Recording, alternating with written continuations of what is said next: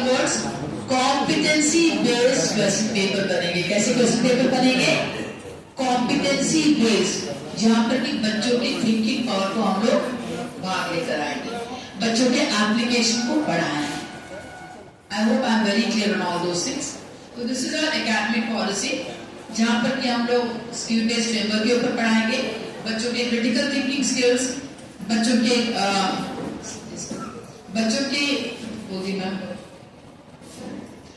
Creative thinking skills, बच्चों के communication, बच्चों की प्रॉब्लम सॉल्विंग, इन सारी चीजों पर हम लोग का फोकस रहेगा।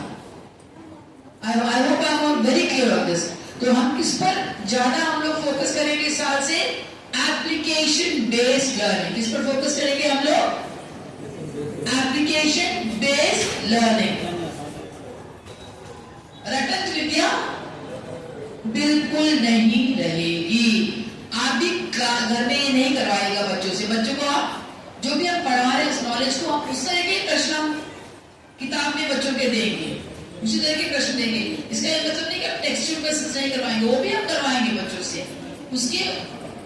उसके अतिरिक्त application based questions, case studies, value based question, situation based question, ये हम लोग करवाते चले जाएंगे। तो आप उसको देखिए क्या करवा रहे हैं, और वो सेम प्रश्न आपका बच्चे के एग्जाम में नहीं आएगा। तो हो सकता है पहले बड़े नंबर कम आए बच्चों के, क्योंकि बच्चे भी इस चीज के लिए नए हैं, बच्चे भी इस चीज के लिए नए हैं। पर यही चीज को आगे जाके फायदा करेगा।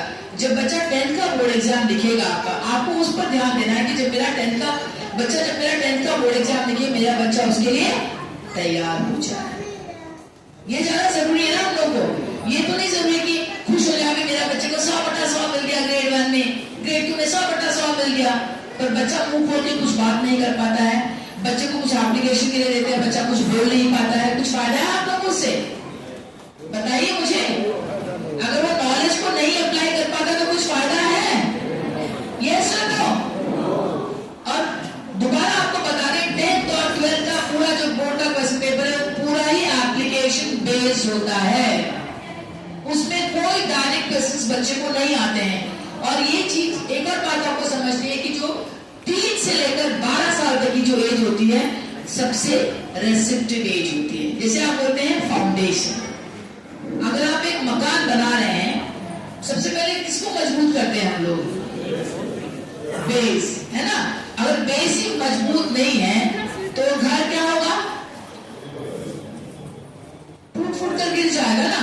तो इसीलिए हम बोल रहे हैं कि छोटे क्लास से इसलिए हम एप्लीकेशन को स्ट्रेस करते हुए चलेंगे। छोटे क्लास से हम लोग एप्लीकेशन को स्ट्रेस करते हुए चलेंगे।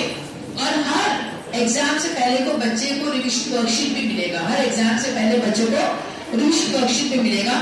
रिविजन वर्कशीट दोबारा ये मत सोचिए कि उसको करवा ले तो मेरा बच्चा, वो रिविजन वर्कशीट एक मॉडल है कि इस तरह के क्वेश्चंस आएंगे, इस तरह के प्रश्न पूछ जाएंगे। पर उसी तरह के प्रश्न तो पूछ जाएंगे पर बिल्कुल अलग है। ठीक है ना? तो आप इस बात को पूरी तरह समझ गए हैं। अब आते हैं एकेडमिक पॉलिसी के बाद को करिकुलर पॉलिसी। क्योंकि एक बात आप समझ कर चलिए कि बच्चों का होलिस्टिक डेवलपमेंट बहुत इंपॉर्टेंट है। बच्चों का सर्वांगीण विकास, यस और नो? बच्चों का सर्वांगीण विकास इंपॉर्टेंट है कि नहीं है? आप लोग चाहते हैं कि बच्चा आपका खूब कंडूक बन के रहे, ये सोचे कि भाई मुजफ्फरपुर की सारी दुनिया है। बोलते हैं इंग्लिश में फ्रॉग्स इन द वेल। वो नहीं बनाना ना हमको। उसको मालूम होना चाहिए कि अगर मैं अपने आप को, मतलब जैसे मेरा ग्रेड 2 का